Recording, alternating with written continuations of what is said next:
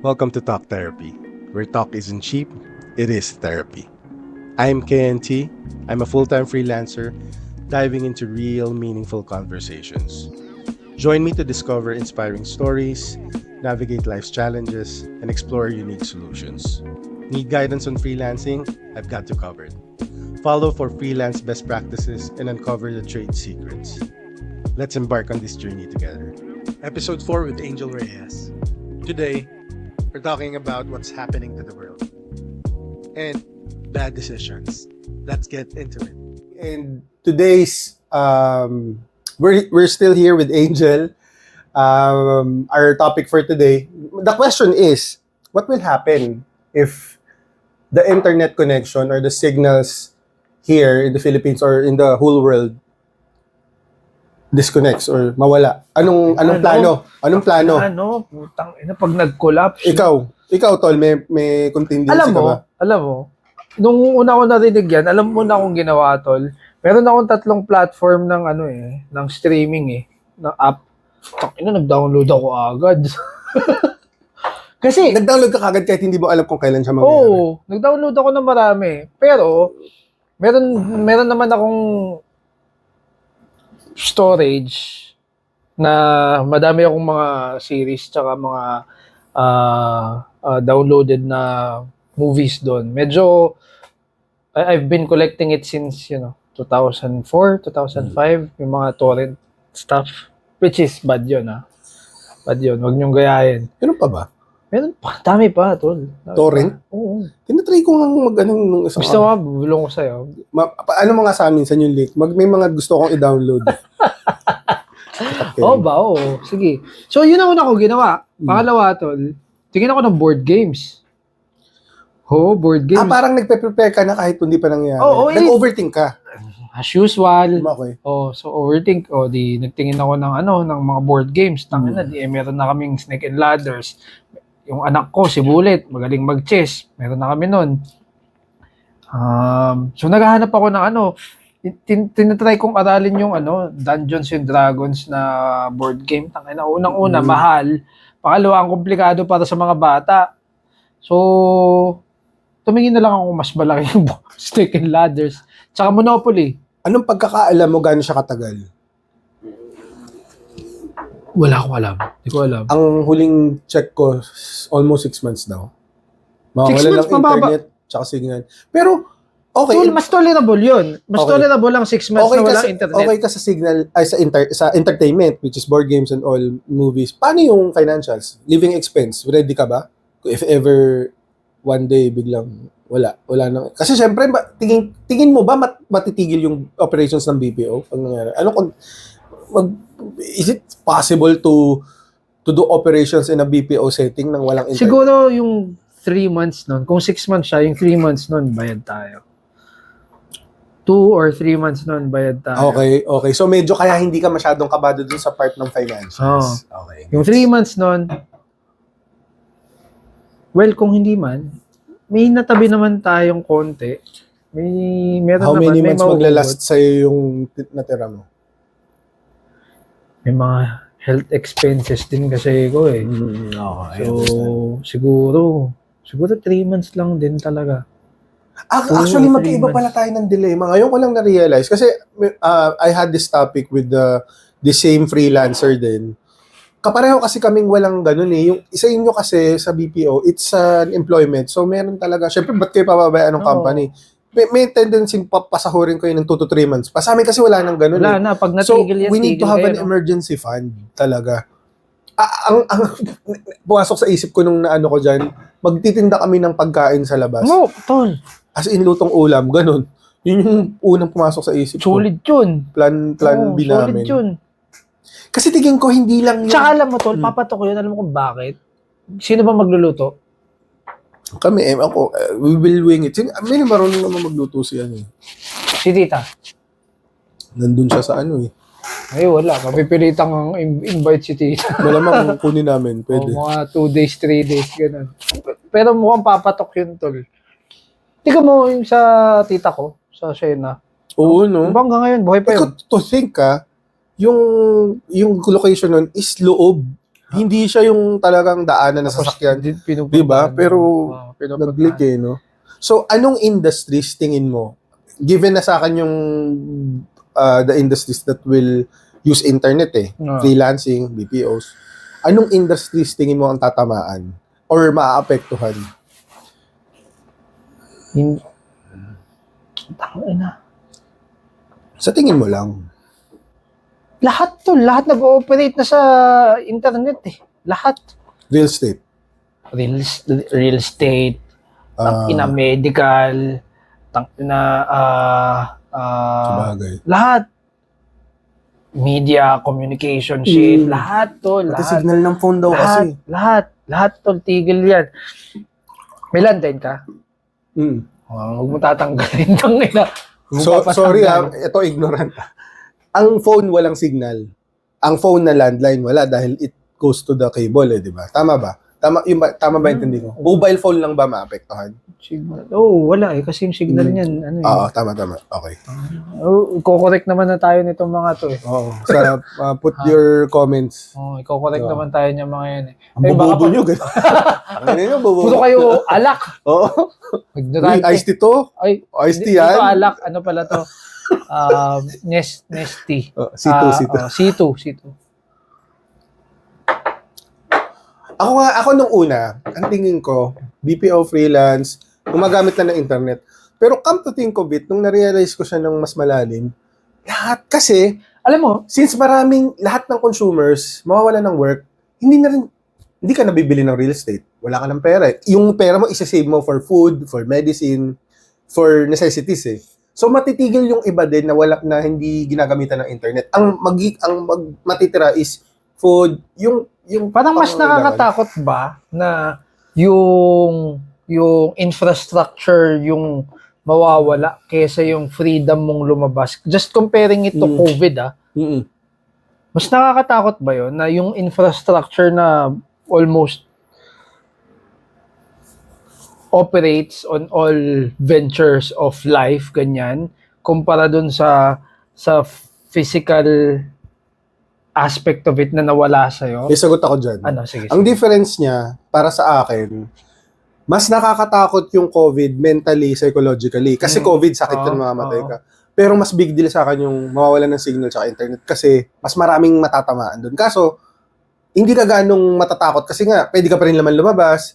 Yun nga lang talaga. Kasi dati nung pandemic, you can use Zoom, you can call friends, you can use social media, you can be entertained through Netflix, I mean, marami kang pwedeng gawin You can work. What if reset yun, tol? What if it's just a reset na we can still do that, but we just have to really invest time in doing it instead of calling via, seeing your friend from a screen.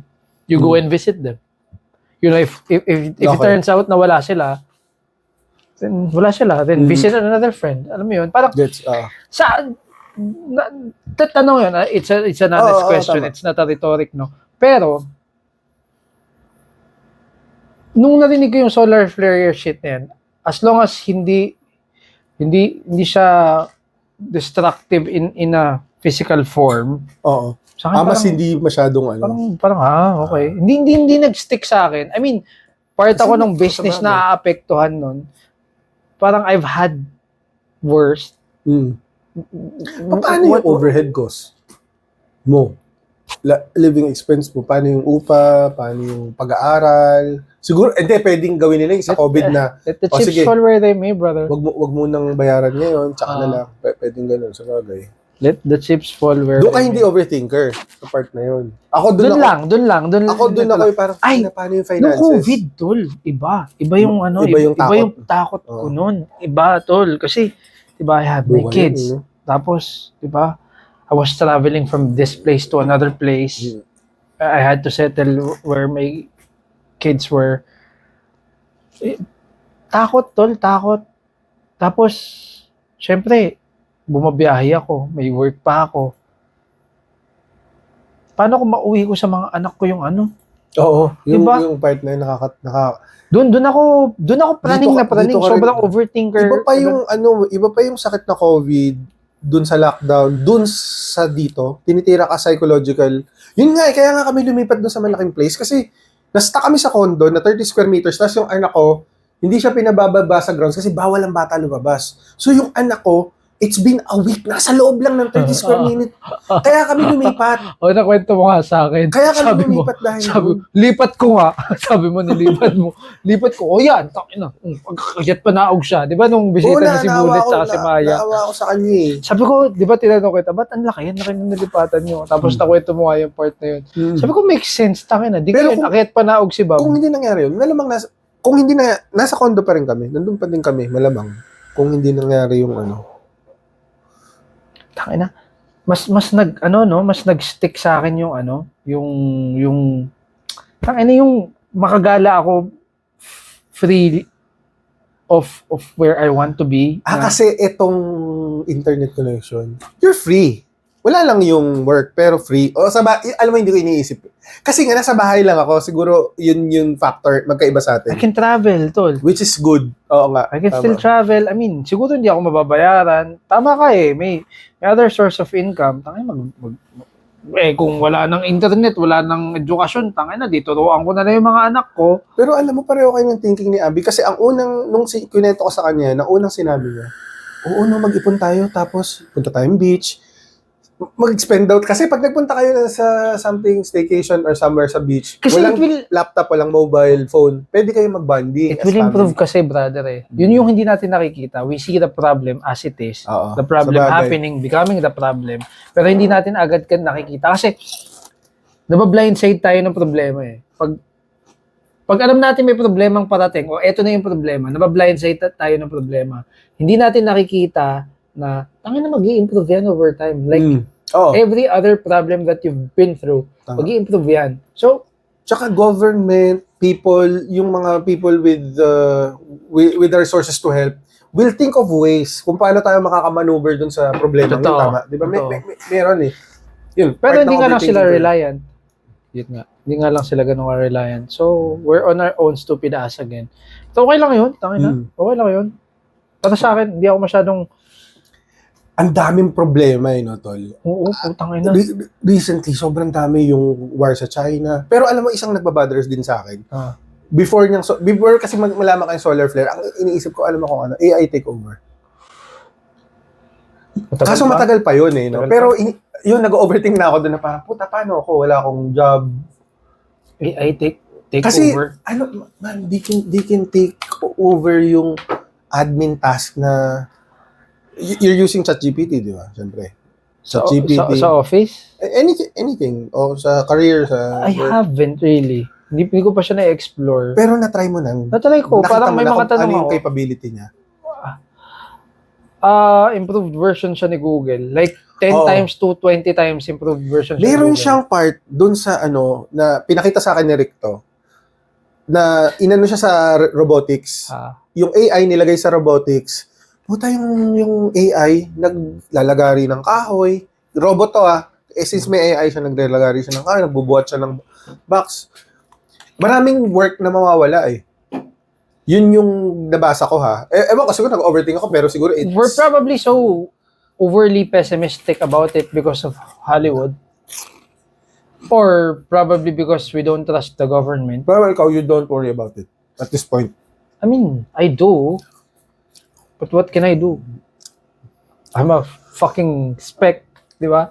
Okay, ayun ang tanong ko. Anong gagawin mo pag hindi ka na pwede maging interim SOM? Wala nang BPO. Walang internet, walang company. Anong next mong gagawin for financials? Honestly, I don't know. You'll just think about it pag nandun na. I don't know. Okay. Kasi wait. Paano ko ba? Ay, na 38 na ako, kapatid eh. Ano bang average lifespan ng Pinoy? 60? 70? 60? Yung lalaki, parang 60 to 70. 60? So I'm halfway there. Sundan na natin. Kung mag-spend ako ng time about that, na paano kung nawala? Buong buhay ko na lang ako takot. Ayoko nun. Ayoko ng buong buhay takot. Alam mo yun, ayoko nang takot. I will try and secure what's best for my kids. Sa ginawa mo yung best mo. Pero alam mo, thank you. Kasi, before kita kausapin, ang dami kong worries. Pero nung mga sagot mo sa akin na, wala, kung anong mangyari, kung anong, okay, tama Hindi yan- naman eh. hindi yan- Stoicism eh. Puta, kung mawalan, edi think of a way to get your finances, have a resource to put on the table na ano. I'm not trying to be nonchalant about it, na just answering your questions Hindi, passively. may point ka naman eh. Totoo yung sinasabi ko na, ang gagawin ko, gago. Di ba? Ano gagawin ko? Kung mawala yung BPO, di na ako manager, di ko alam talaga anong sasabihin ko. What do you want me to say? Stoic. Hindi ka talaga nagpa-plan ahead eh, no? I try for things that I can control. Okay. Oo. Okay. Pero kung Proactiveness. makokontrol ko ba yan? Tama. Ano bang skill set meron ako? Tangina. So gusto mo mag-aral ako ng carpentry ngayon? Eh paano kung hindi mag-pan out? Di sayang oras ko. Di ba? Parang, Nakakalimutan ko yun. Hindi, maganda yung sinabi mo. Na papaisip ako eh. Tama nga naman. Puta, wala tayong control eh. Kahit ano pang gawin ko ngayon eh, no? true. Kung mawala, mag-solar flare. Di ba? O tangina, lunar flare. Kung ano pang flare yan, di ba? Yung anak ni Shally, Oh. si Flair. Hoy, gago. Bakit? Blair. Oy, binata na yun. Oo. Well, proud ako doon. Nakausap ko yun nung nakaraan. Proud ako doon. Nakausap ko yun. Malayo kay Rick. Uminom ka, ako kila Rick nung Talaga? in-interview ko si Blair, tinanong tanong ko. Ay, maganda. 20 years old na siya. Magandang i-podcast si Blair, tol. Oo, yung ano tayo, no? Oo. Di ko kasi. Ganun, yung mga ganun. Ako mas i-defend ni Rick, tapos pabargasin mo si Rick. Gusto ka nga baboses dyan. Si Rick ang Nakakamiss din yun si Tangay, no? Nakakamiss din si Oo. Rick. Alam mo, it's a breath of fresh air. Bukod sa'yo kasi nung time na yun, walang kausap eh. Nung nakausap ko siya, puta, ganito pala ulit yung feeling na makakausap ng sensible na tao. Tapos ngayon tayo, hindi para kasing, ang hirap, rare ko na yun ma-experience eh. Okay nga yung tropa na yun.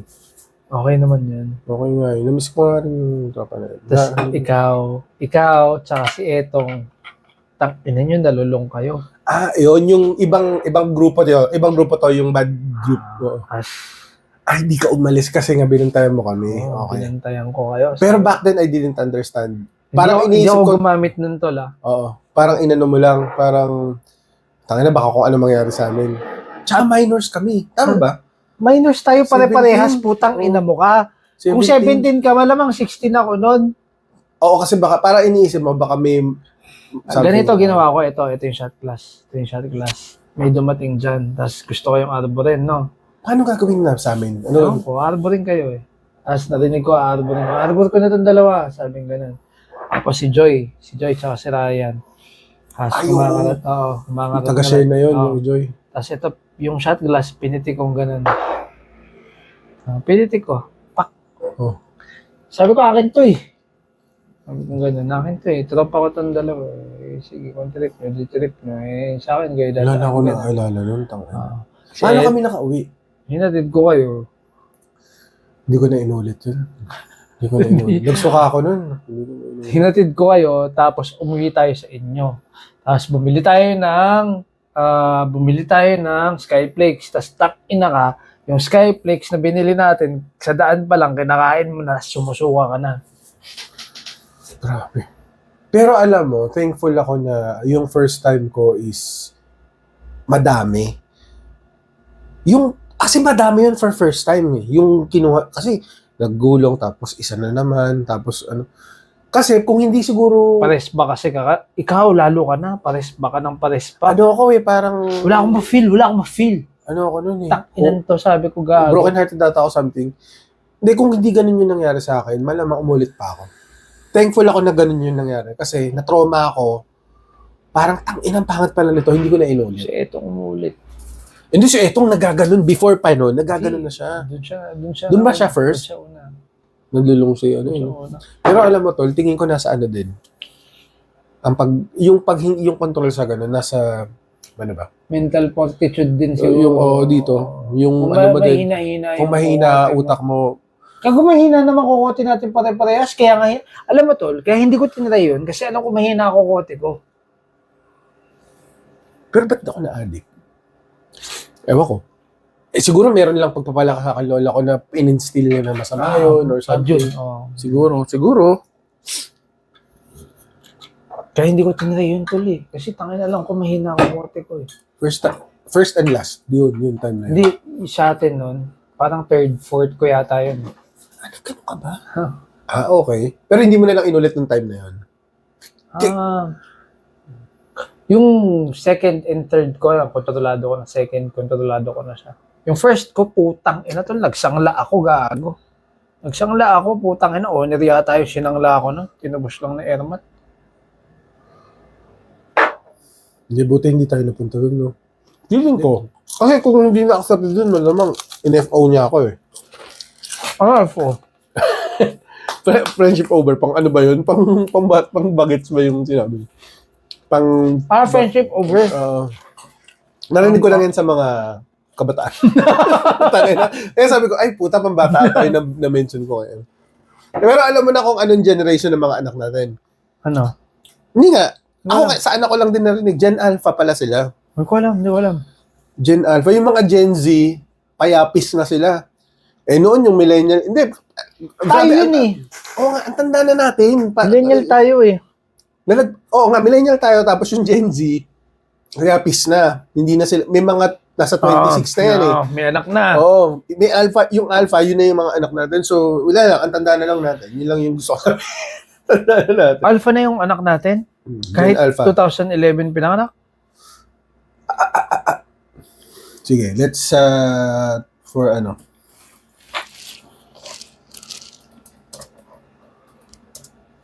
Baka may itatawad pa ng ibabata yung... 2010 to 2024, Gen Alpha. Putang ina. Okay. Bakit Alpha? Ewan ko, yun yung pinangalan nila. Di ko alam kung sino nagde-decide niyan eh. Yung mga, di ba? Sino man nagde-decide nitong mga to? Ang ina, no? Pero, napag-usapan din namin ito ni Rick eh. Yung feeling mo, feeling bata pa rin, feeling 20s pa din. The age is just a number, pero yung feeling mo, you're still angel na, o hindi ganun. Ako kasi ganun eh. Never naman ako nag-age to. Yung pa rin yung feeling mo. Never ako nag-age. By the look siguro. Ang ano ko kasi, ang connotation Tsaka- ko nung bata ako, Tsaka tol, sa itsura ko, height ko pa lang. Tsaka sa itsura, mukha na ba akong 40? hindi, Exactly. 30s. Di ba? Yun nga. Hindi, ang point ko, nung bata ako, akala ko sa 40s, ang tanda na. Pero nung nandun na ako, 40 na ako sa February next year. Hindi ko feeling na 40 ako. Yung mga tito natin, tsaka mga tatay natin na nag-40, alam ko bakit? Kasi nagsaka yung mga yun eh. Nag ano? Nagsaka. Oh. Kaya mukhang matanda. Mm. Okay.